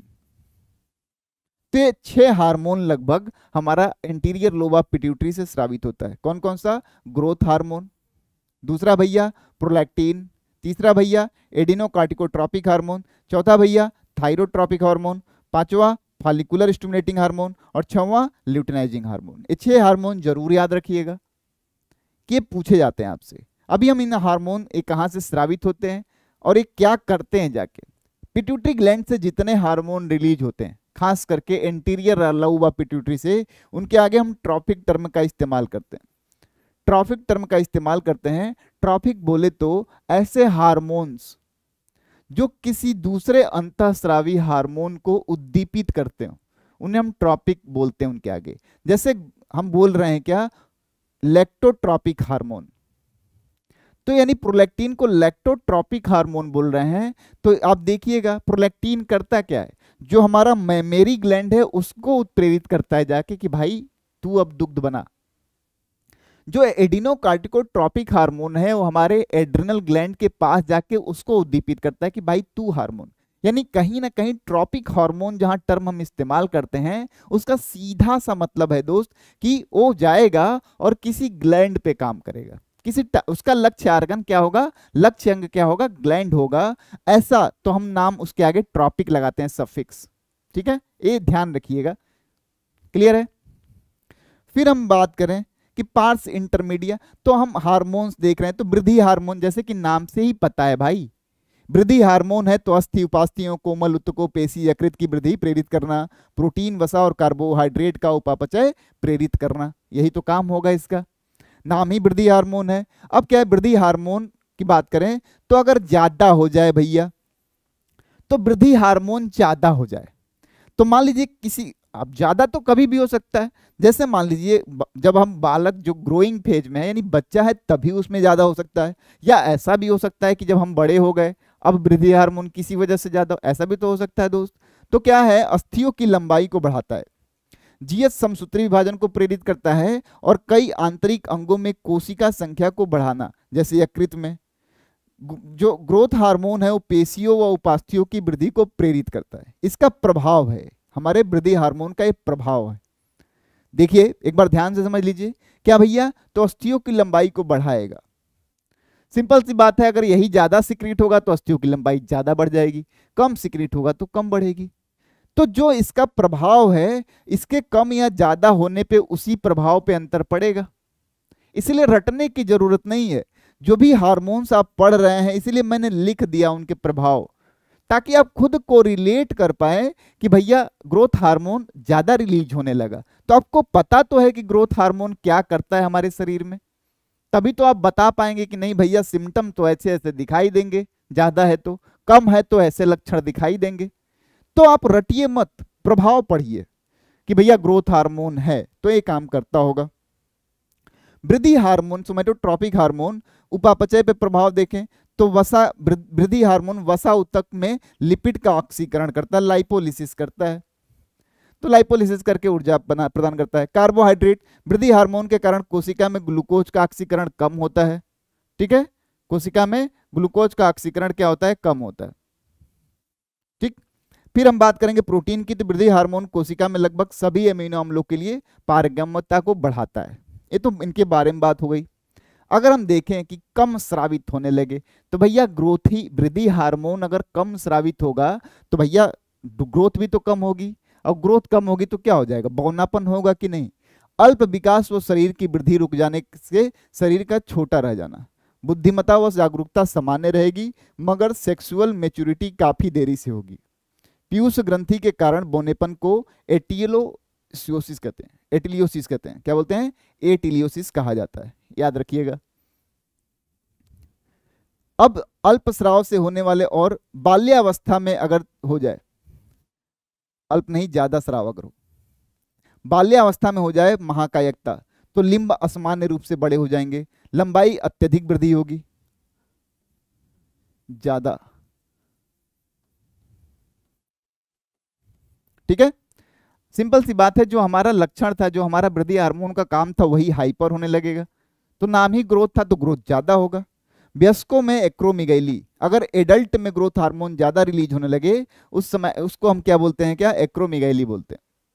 ठीक है, हाथ पैर चेहरे मुख्य रूप से निचले जबड़े की असामान्य वृद्धि, खसक कर निचले जबड़े की असामान्य, जैसे मान लीजिए हमारा फेस बन चुका है, अगर बच्चे के दौरान बढ़े तो बच्चे में लगभग हर जगह उस समय सेल डिवीजन हो रहा होता है, कोशिका विभाजन हो रहा होता है, तो बच्चा महाकाय होगा, नो डाउट बड़ा होगा। लेकिन अब बड़े इंसान में हो गया, ग्रोथ हार्मोन। तो क्या अब हम बड़ा होना चालू कर देंगे? नहीं।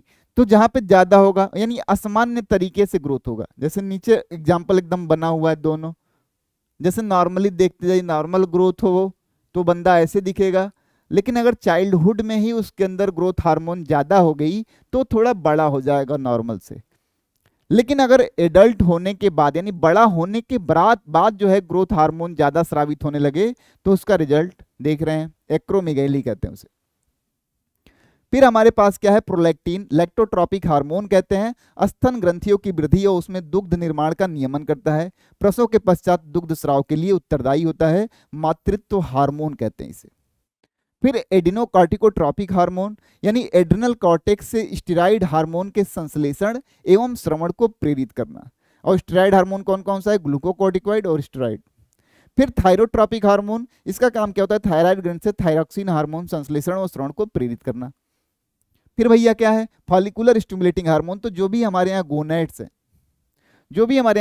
हैं, जैसे मेल में वृषण और फीमेल में अंडाशय, तो नर में एफएसएच तथा एंड्रोजन वृषण से स्रावित दोनों शुक्राणु जनन शुक्र जनन नलिकाओं के सामान्य कार्यों का नियमन करते हैं। मादा में एफएसएच अंडाशयी पुट्टिकाओं की वृद्धि के विकास को प्रेरित करता है।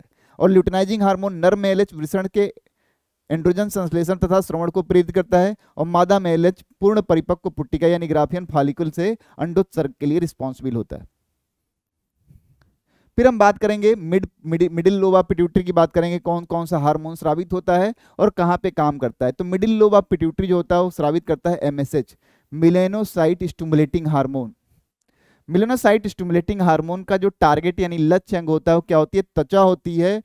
एमएसएच मानव में अग्र पिंड द्वारा स्रावित होता है क्योंकि मध्य पिंड बहुत कम विकसित होता है।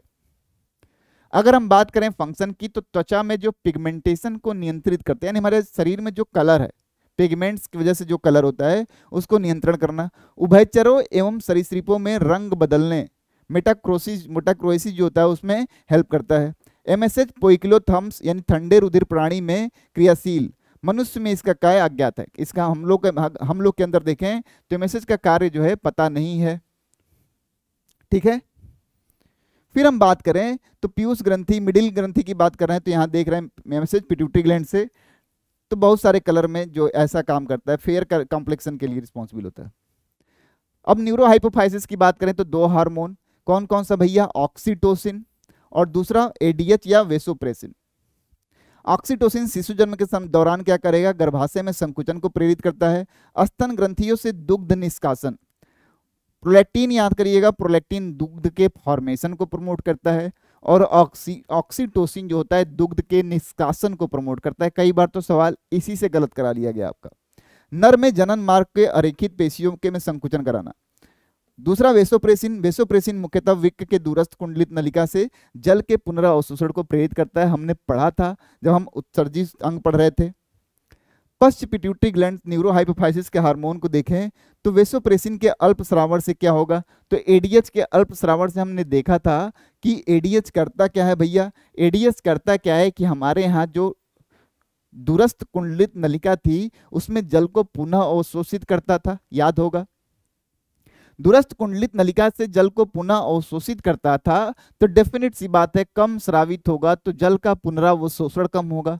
पुनरावशोषण कम होगा तो डेफिनेट सी बात है कि मूत्र मार्ग के रास्ते पानी ज्यादा निकलेगा, लॉस होगा और इसी कंडीशन को हम बोलते हैं डायबिटीज इंसिपिडस। ठीक है। लक्षण क्या होंगे भाई? काफी अधिक तनुमूत्र, प्यास काफी लगेगी भैया, जब पानी लॉस ज्यादा होगा तो प्यास भी ज्यादा लगेगी, डिहाइड्रेशन की कंडीशन हो जाएगी, पॉलीडिप्सिया हो जाएगा।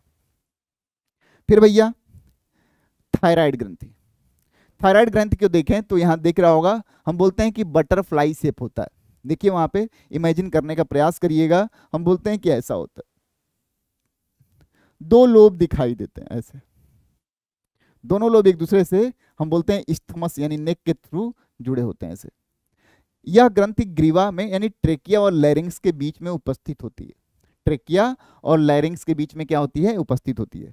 संरचना देखें तो यह ग्रंथि एच आकृति की होती है। यह पंखियों तथा स्तनधारियों में द्विपिंड की होती है, बाइलोब्ड होती है, मगर सरीसृपों में यह एक पिंड की होती है। सरीसृप यानी रेप्टाइल्स की बात करें तो वहां पे जो उनका थायराइड ग्लैंड होगा वो क्या होगा? वो एक लोब का बना होगा। जो इसकी ऑरिजिन होती है एंडोडर्मल होती है, यानी एंडोडर्म की कोशिकाओं से बनता है। थायराइड एक ऐसी अंतःस्रावी ग्रंथि है जिसमें हार्मोन निष्क्रिय अवस्था में संग्रहित रहते हैं। क्या होते हैं भैया? निष्क्रिय अवस्था में क्या होते हैं? संग्रहित किया जाता है। थायरॉक्सिन के संश्लेषण को टीएसएच प्रेरित करता है। थायरॉक्सिन स्टिमुलेटिंग हार्मोन जब हमारी पीयूष ग्रंथि स्रावित करती है तो उसके द्वारा क्या होता है? थायराइड का बनना स्टार्ट होता है। और थायराइड हमारा एक ऐसा ग्रंथि है जो निष्क्रिय हार्मोन को अपने अंदर स्टोर रखता है। अब क्या करें अगर हम थायराइड ग्लैंड किसी बंदे का काट लें, ऐसे हमने क्या किया? काट लिया, तो ऐसे ऐसे ग्लैंडुलर सेल्स दिखाई देंगी, फॉलिकुलर सेल जिसे फॉलिकल कहते हैं। और उसके चारों तरफ सेल जो होंगी उसे हम कहेंगे स्ट्रोमा। ऐसे ऐसे ऐसे ऐसे ऐसे ऐसे, तो ऐसे ऐसे ग्लैंड, ऐसे ऐसे पाइप दिखाई दे रहे होंगे, पाइप के चारों तरफ ऐसे ऐसे ऐसे दिखाई दे रहा है। तो पुट्टिकाओं की दीवार में घनाकार यानी ग्रंथिल कोशिकाएं क्यूबाइडल ग्लैंडुलर सेल्स का अस्तर बना होता है। इन पुट्टिकाओं की गुहा में आयोडीन युक्त थायरोग्लोबुलिन यानी टीजी भरा होता है। और थायरोग्लोबुलिन जो होता है ग्लाइकोप्रोटीन नेचर का होता है। क्या होता है? ग्लाइकोप्रोटीन नेचर का होता है। तो जब हमने काट लिया इसको तो देख रहे होंगे ऐसे ऐसे फॉलिकल दिखाई दे रहे हैं, ऐसे ऐसे पुट्टिकाएं दिखाई दे रही हैं। तो इसे हम बोलते हैं क्या? थायराइड फॉलिकल बोलते हैं। क्या बोलते हैं दोस्त? थायराइड फॉलिकल बोलते हैं। तो थायराइड फॉलिकल हो गया, और इनके बीच जो जगह होता है उसे हम बोलते हैं फॉलिकुलर स्पेस। तो जो थायराइड फॉलिकल होता है वो दो तरह की चीजें बनाता है, थायराइड हार्मोन और थायरोग्लोबुलिन। ठीक है। और जो पैरा फॉलिकुलर सेल्स जो है, जब किनारे किनारे पे जो सेल्स हैं वो थायरोकैल्सिटोनिन बनाती हैं, थायरोकैल्सिटोनिन बनाती हैं। फिर आगे हम बात करेंगे तो T4 जो थायराइड के हार्मोन, जो थायराइड हार्मोन होता है, जो थायरॉक्सिन होता है, जो थायरॉक्सिन हार्मोन होता है उसकी हम बात करेंगे तो T3 और T4। T3 की बात करें तो ट्राई आयोडोथायरोनिन कहते हैं, ट्राई आयोडोथायरोनिन।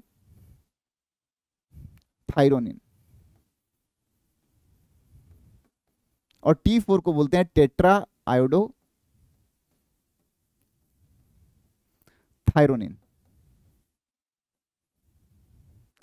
जो हमारा थायरॉक्सिन हार्मोन होता है एमिनो एसिड डिराइव्ड हार्मोन होता है, आपने पहले ही पढ़ा है और अभी आगे भी देख लेंगे। तो T4 टेट्रा आयोडोथायरोनिन को थायरॉक्सिन भी कहते हैं। थायरॉक्सिन का टेट्रा आयोडोथायरोनिन यह टायरोसिन अमीनो अम्ल का क्या होता है? व्युत्पन्न होता है। T4 का स्रावण T3 की अपेक्षा बहुत ज्यादा होता है। लेकिन हम देखें तो T3 जो होता है एक्टिविटी में T4 के 4 गुना ज्यादा होता है। T3 हार्मोन T4 की अपेक्षा 4 गुना अधिक प्रभावशाली होता है। T4 ऊतकों में पहुंचने पर T3 में बदल जाता है, यानी बदलता टेट्राथायरोनिन के फॉर्म में, लेकिन जब ऊतक तक पहुंचता है तो T3 के फॉर्म में बन जाता है। थायराइड हार्मोन सामान्य आवश्यकता के अनुसार लगभग 3 महीने का हार्मोन थायरोग्लोबुलिन के रूप में पुट्टिकाओं में संग्रहित रखता है। हमने बताया था कि निष्क्रिय अवस्था में क्या करता है? थायरोग्लोबुलिन के फॉर्म में संग्रहित रखता है हमारा थायराइड ग्लैंड। अगर हम देखें कि थायरॉक्सिन का काम क्या है, तो थायरॉक्सिन का काम क्या है? आपने पढ़ा होगा, बेसल मेटाबॉलिक रेट को मेंटेन रखता है, यानी जो आधारीय हमारी उपापचयी दर है उसको मेंटेन करके रखता है। यह शरीर की कोशिकाओं में माइटोकॉन्ड्रिया की संख्या को बढ़ाता है, सोडियम पोटेशियम एटीपेज की क्रियाविधि को बढ़ाता है, कोशिका की ऑक्सीकरण उपापचय को बढ़ाता है। इसे कैलोरीजेनिक हार्मोन भी कहते हैं, यानी कहीं ना कहीं ऊर्जा प्रदान कराता है हमें। मेटाबॉलिज्म की बात करें तो वसा, उपापचय, अपचय यानी एनाबोलिज्म, कैटाबोलिज्म, मुख्यतः हम मिला के बोलते हैं क्या? मेटाबॉलिज्म बोलते हैं। कार्बोहाइड्रेट रुधिर शर्करा के स्तर को बढ़ाता है, रुधिर में शर्करा के स्तर को बढ़ाता है, याद रखिएगा, क्योंकि कभी कभी पूछा जाता है कि इनमें से कौन कौन सा डायबिटोजेनिक हार्मोन है। डायबिटोजेनिक हार्मोन कहने का मतलब ऐसा कि ऐसे हार्मोन्स जो क्या करते हैं, रुधिर में जो शर्करा का अमाउंट है वो बढ़ाते हैं, तो उन्हें हम डायबिटोजेनिक हार्मोन कहते हैं।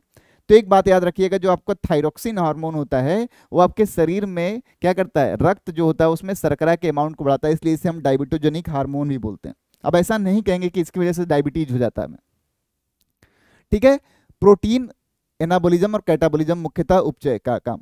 ग्रोथ या शारीरिक, मानसिक एवं लैंगिक विकास को प्रेरित करता है। लाइन जरूर याद रखिएगा, शारीरिक, मानसिक और लैंगिक, याद रखिएगा। जब पिट्यूटरी ग्लैंड में कम स्रावित हो रहा था कौन सा? ग्रोथ हार्मोन, तब भी बौना हो रहा था इंसान।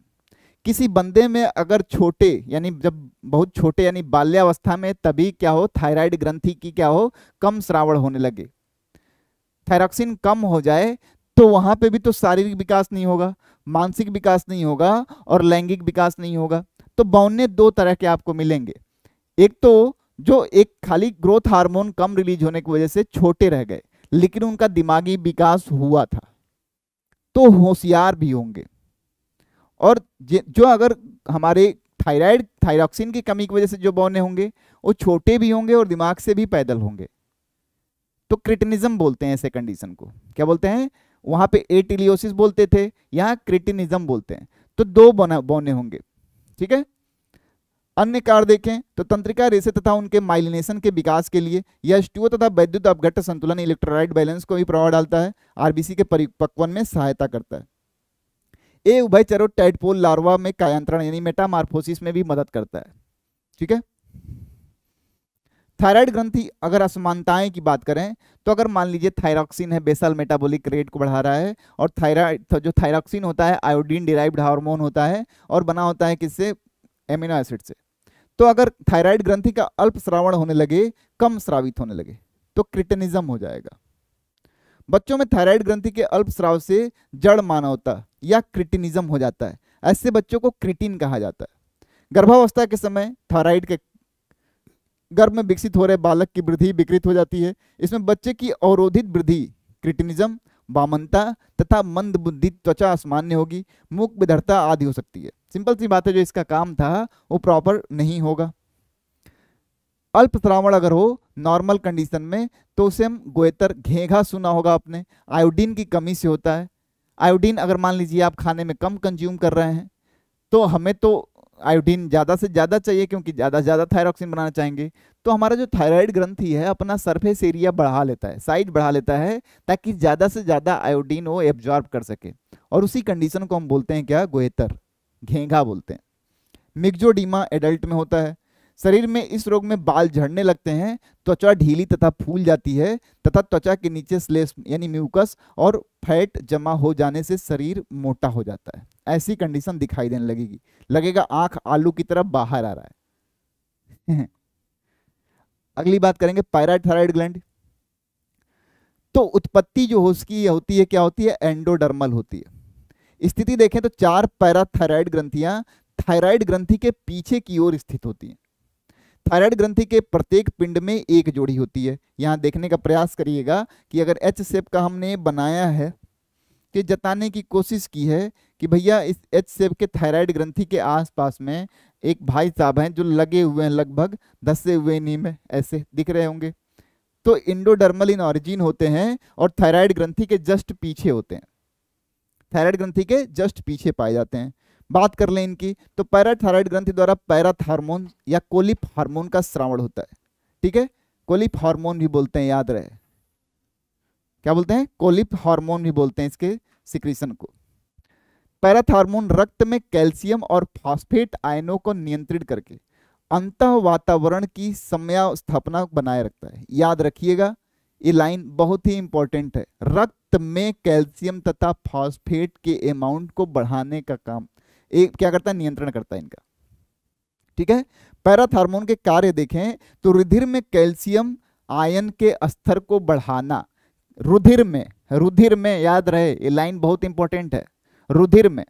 सिंपल सी बात है कि पैराथ हार्मोन अगर रुधिर में कैल्शियम आयन बढ़ा रहा है तो ये ज्यादा स्रावित होगा, अगर ज्यादा स्रावित होगा तो हाइपरकैलीमिया हमें हो जाएगा, और कम स्रावित होगा तो हाइपोकैलीमिया हो जाएगा कि नहीं हो जाएगा।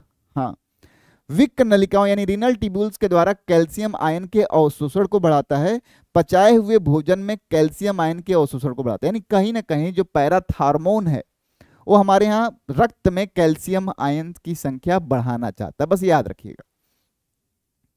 पेशी संकुचन, आवेग संवहन, हृदय स्पंदन, रक्त स्कंदन, अस्थि निर्माण और अंडाणु निषेचन आदि क्रियाओं के लिए कैल्शियम आयन आवश्यक है, इतने कार्यों के लिए आवश्यक भी है। शरीर की समस्थापन में कैल्शियम के स्तर को बनाए रखने के लिए संयुक्त रूप से पैराथ हार्मोन और थायरोकैल्सिटोनिन, विटामिन D3 कार्य करते हैं, ठीक है। हाइपोसिक्रीशन हो जाए, अगर कम स्रावित होने लगे, तो भैया हाइपोकैलीमिया हो जाएगा कि नहीं, और हाइपोकैलीमिया हो जाएगा तो कैल्शियम की कमी की वजह से जो क्रॉस ब्रिज बना था वो टूटेगा ही नहीं, तो क्या हो जाएगा, टिटेनी की कंडीशन आ जाएगी। कैल्शियम आयन की कमी के कारण पेशियों और तंत्रिकाओं में आवश्यक उत्तेजना होने के कारण, अनावश्यक उत्तेजना होने के कारण पेशियों में ऐंठन और दौड़े पड़ने लगते हैं, कभी कभी ऐच्छिक पेशियां लंबे समय तक संकुचित ही रह जाती हैं, इस कंडीशन को हम टिटेनी कहते हैं। ठीक है। हाइपरफॉस्फेटीमिया यानी रक्त में कैल्शियम आयन के लेवल को बढ़ाता था और रक्त में कैल्शियम आयन के लेवल को, फॉस्फेट के आयन के लेवल को कम करता था, तो जस्ट इसका उल्टा हो जाएगा। ठीक है।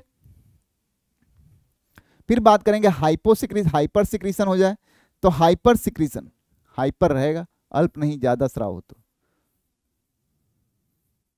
नहीं, हाँ अल्प स्राव हो तो, सॉरी अल्प स्राव होगा भैया। तो इसका काम था क्या, रक्त में कैल्शियम आयन को बढ़ाना। अब इसका कम स्रावित होगा तो रक्त में तो कैल्शियम कम होना स्टार्ट हो गया, तो रक्त में कैल्शियम कम होना स्टार्ट हो गया तो कैसे क्या करेगा, कैसे क्या होगा, ये हाइपर सिक्रीशन की बात हो रही है, हाइपर ज्यादा स्रावित हो, हाइपर की बात हो रही है।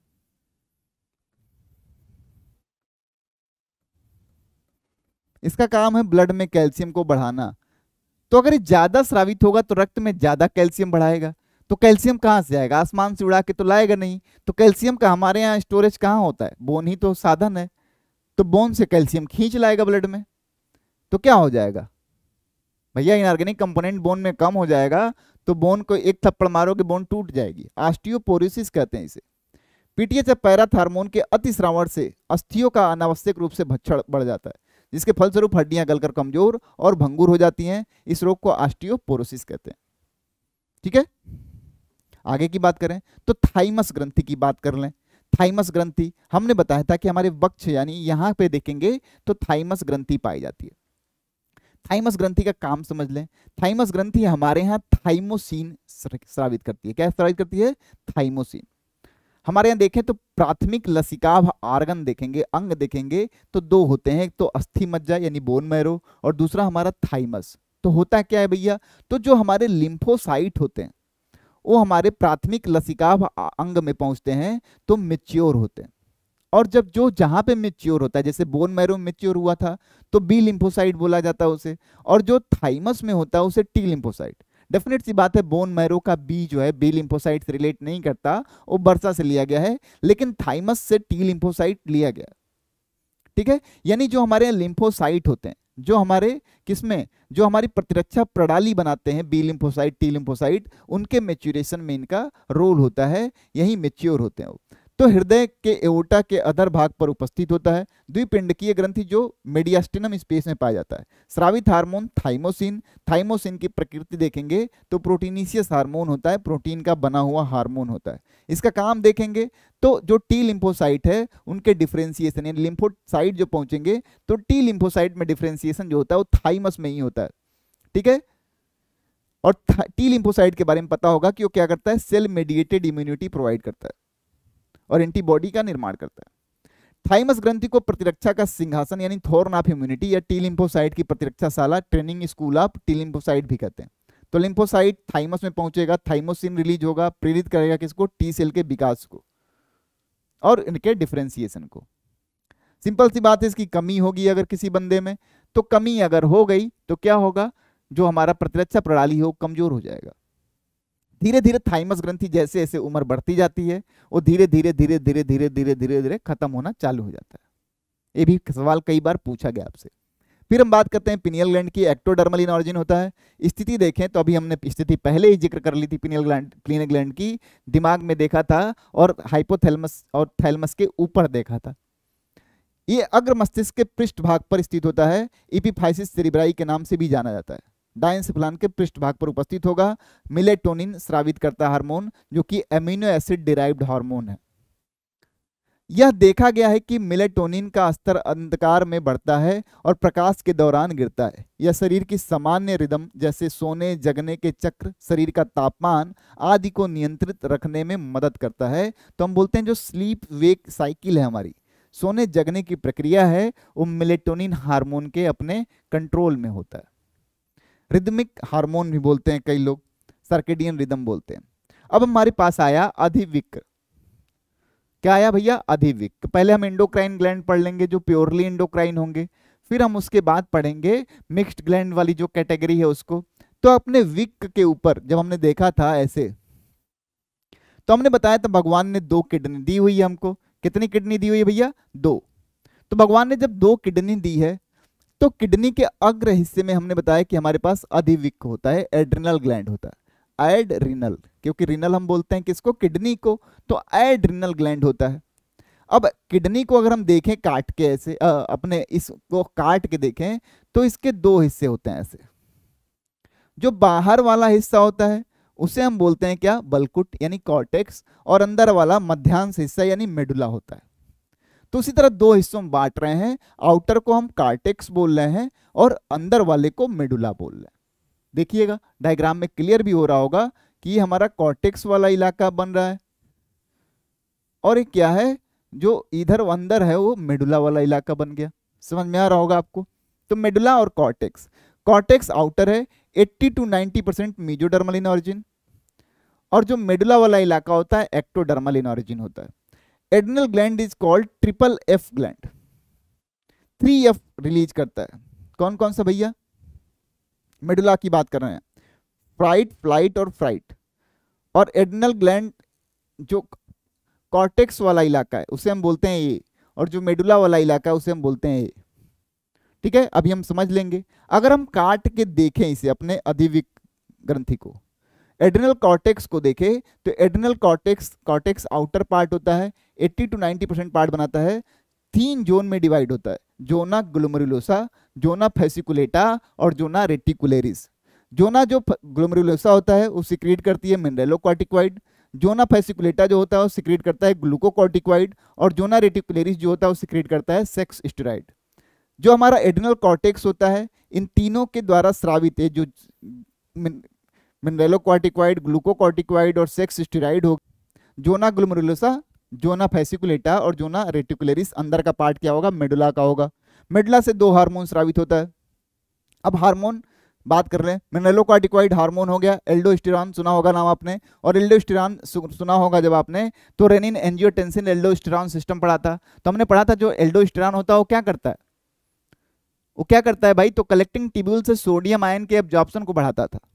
देखिए पढ़िएगा, एल्डोस्टेरॉन हार्मोन रुधिर एवं बाह्य कोशिकीय में सोडियम, पोटेशियम और कैल्शियम के आयनिक संतुलन को बनाकर रखता है, इसलिए इसे लवण प्रतिधारक यानी साल्ट रिटेनिंग हार्मोन कहते हैं। याद रहे, साल्ट रिटेनिंग हार्मोन पूछा जाए आपसे तो एल्डोस्टेरॉन होता है जो जोना ग्लोमेरुलोसा द्वारा स्रावित होता है। जोना फेसिकुलेटा तो भैया क्या सिक्रीट करती थी? ग्लूकोकॉर्टिकॉइड। करता क्या है? ग्लूकोकॉर्टिकॉइड यानी सिंपल सी बात है ग्लूकोज के मेटाबॉलिज्म को बढ़ाएगा, यानी ग्लूकोज की अमाउंट को रक्त में बढ़ाएगा। लाइपोलिसिस, प्रोटियोलिसिस, ग्लूकोनियोजेनेसिस अमीनो अम्ल के कोशिकीय उपयोग एवं ग्रहण को घटाता है। एंटी इन्फ्लेमेटरी हार्मोन होता है, इम्यून सप्रेसिव हार्मोन। ठीक है, फिर क्या है भैया? जोना रेटिकुलेरिस पुरुषों में बाह्य जननांगों की वृद्धि करना, यौनारंभ के समय अक्षीय रोम, जघन रोम तथा मुख रोम की वृद्धि में भूमिका अदा करता है। स्त्रियों में बाह्य जननांगों की वृद्धि करना। दोनों ही हार्मोन स्त्री एवं पुरुष सभी में निकलते हैं, किंतु जनदों से निकलने वाले लिंग हार्मोन एड्रिनल से स्रावित विपरीत हार्मोन को नियंत्रित कर देते हैं। ठीक है, फिर हम बात करेंगे एड्रिनल मेडुला। देखिएगा एक बात जरूर ध्यान रखिएगा, एंड्रोजन्स इन मेल और एस्ट्रोजन्स इन फीमेल। इसीलिए पूछा जाता है कि फीमेल एक्सक्लूसिव हार्मोन कौन है। तो देखिएगा फीमेल एक्सक्लूसिवली कौन सा? तो प्रोजेस्टेरॉन हो जाता है। इसलिए एड्रिनल मेडुला की बात करेंगे तो एड्रिनल मेडुला जो हार्मोन स्रावित करता है एड्रिनलिन और नॉर एड्रिनलिन।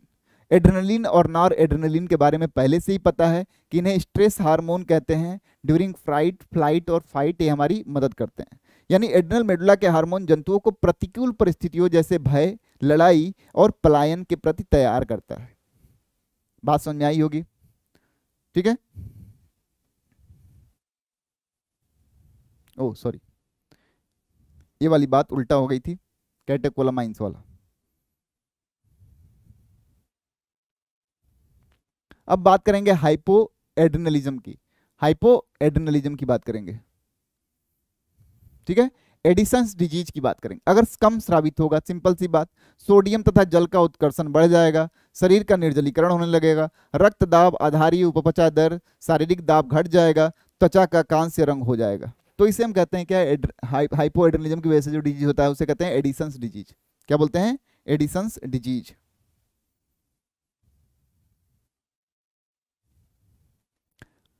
हाइपर अगर बात करें, ज्यादा स्रावित होगा तो मून्स फेस या फुस माउथ हो जाता है, बफेलो हम्प ऐसा कैरेक्टर दिखाई देने लगता है, जिसे हम कसिंग सिंड्रोम बोलते हैं, कसिंग सिंड्रोम बोलते हैं।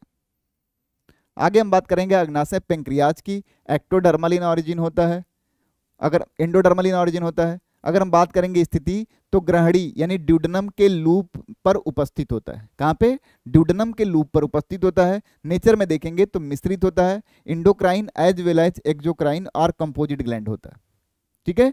एंडोक्राइन, एक्सोक्राइन और कंपोजिट ग्लैंड होता है, बताया था अभी हमने इसके बारे में। अग्नाशय दो भागों में मिलकर बना होता है, बहिर्स्रावी भाग बताया था हमने और अंतःस्रावी भाग बताया था। जो बहिर्स्रावी होता है अग्नाशय, ये स्नायु सम्मिलित हैं जो पाचक एंजाइम स्रावित करती हैं, और अंतःस्रावी भाग जो है लैंगरहंस का दीप समूह सम्मिलित है, और ये छोटी अंतःस्रावी ग्रंथियां हैं जो एकिनाई के बीच बीच से बिखरी रहती हैं, ठीक है। अंतःस्रावी भाग की बात करें तो इसमें लैंगरहंस के दीप समूह होते हैं, अल्फा कोशिका जिसमें सिक्रीट करती है ग्लूकागॉन, बीटा क्या सिक्रीट करती है? इंसुलिन, और डेल्टा सेल क्या सिक्रीट करती है? सोमेटोस्टेटिन। पीपी सेल्स होती हैं, पीपी कोशिकाएं जो होती हैं सिक्रीट करती हैं पेंक्रियाटिक पॉलीपेप्टाइड्स। फिर हम बात करेंगे गोनेड्स की यानी वृषण की और अंडाशय की। तो वृषण और अंडाशय हमारे यहाँ देखा था हमने, किसमें पढ़ा था? हेटेरोक्राइन ग्लैंड की कैटेगरी में पढ़ा था। पुरुष द्वितीयक जननांगों का परिपक्वन तथा विकास करता है, जैसे एपिडिडाइमिस, शुक्रवाहिनी, शुक्राशय, प्रोस्टेट ग्रंथि, मूत्रमार्ग आदि। अंडाशय की बात करेंगे तो एस्ट्रोजन द्वितीयक जननांगों के विकास को बढ़ाता है, ओवेरियन फॉलिकल का विकास कराता है, या द्वितीयक गौण लैंगिक लक्षणों का विकास कराता है, जैसे आवाज को पतला, और मेमोरी ग्लैंड का विकास कराता है।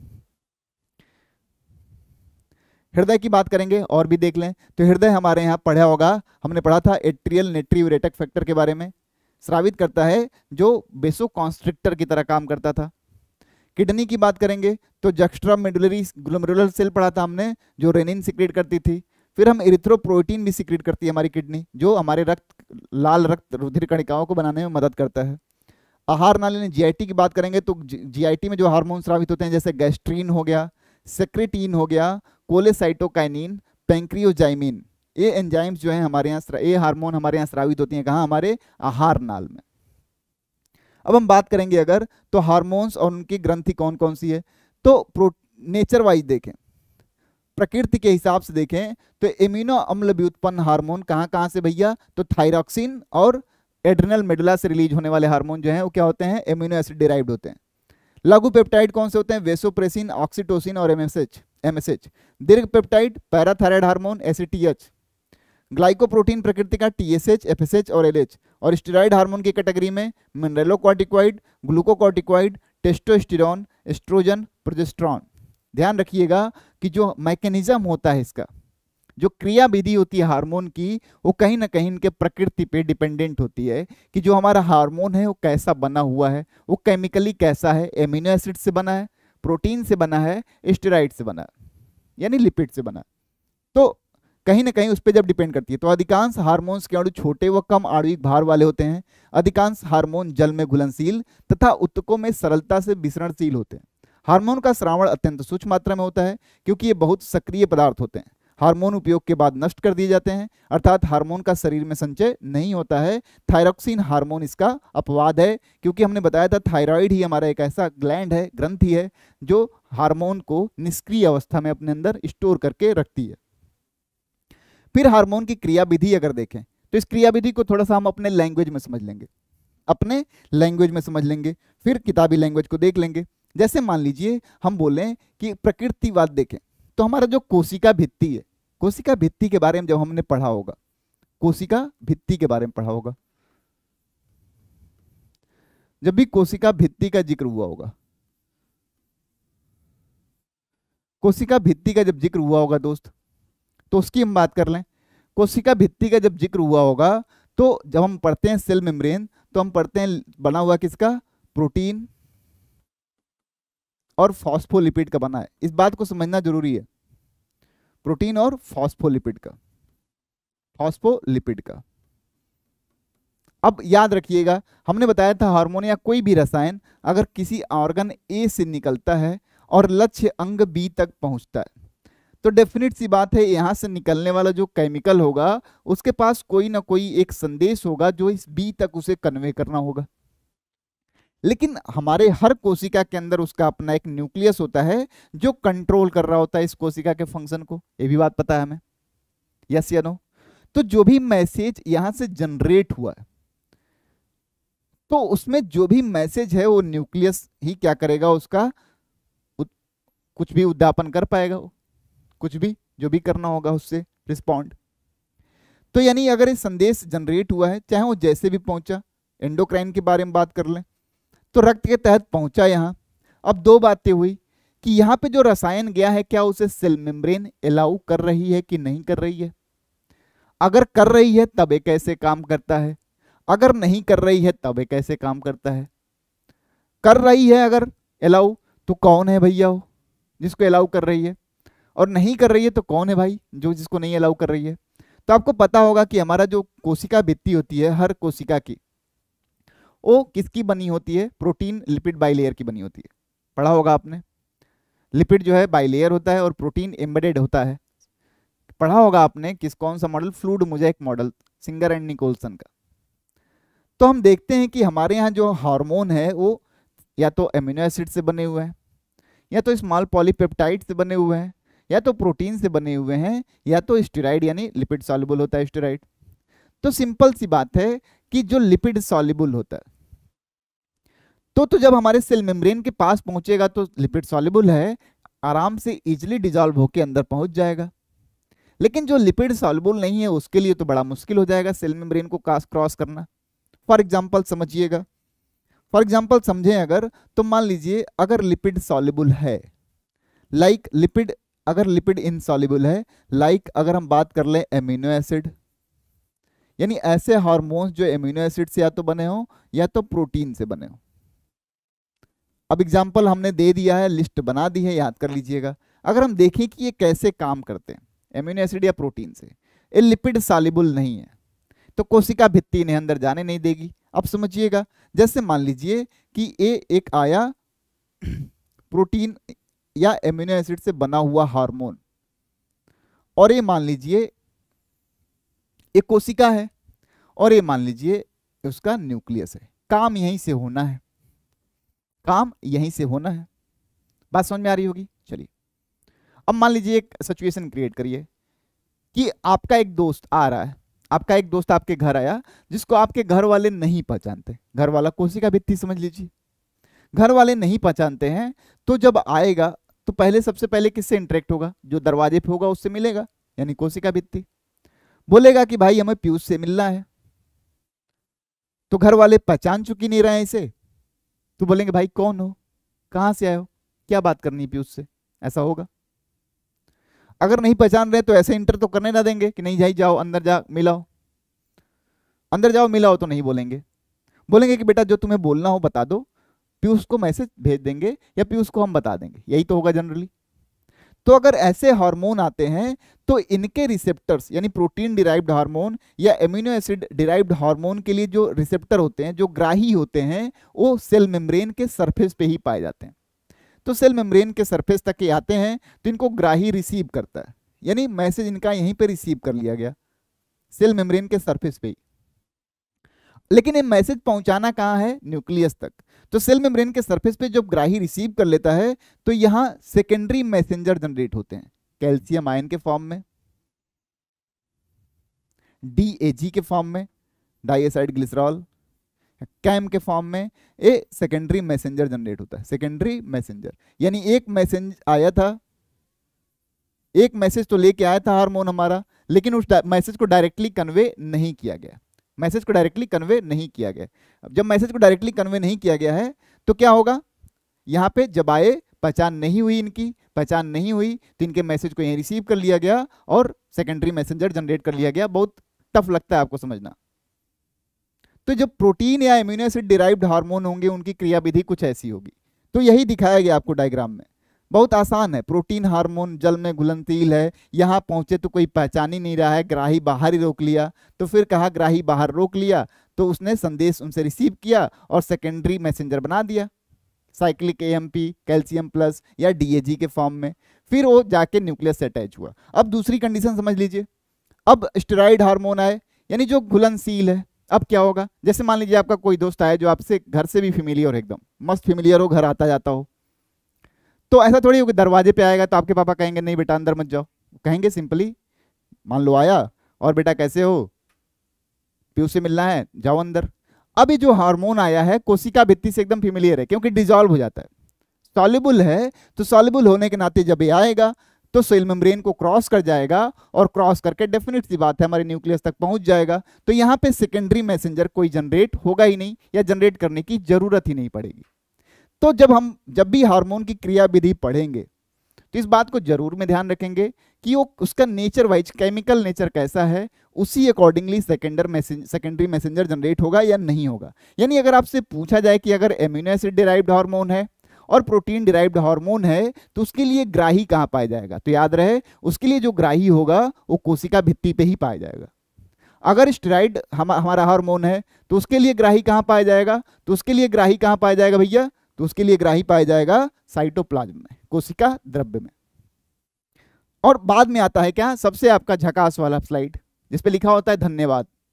ठीक है, तो इसी के साथ धन्यवाद बोलते हैं और फिर मिलेंगे अगले अध्याय में। तब तक मौज करिए, चिल करिए।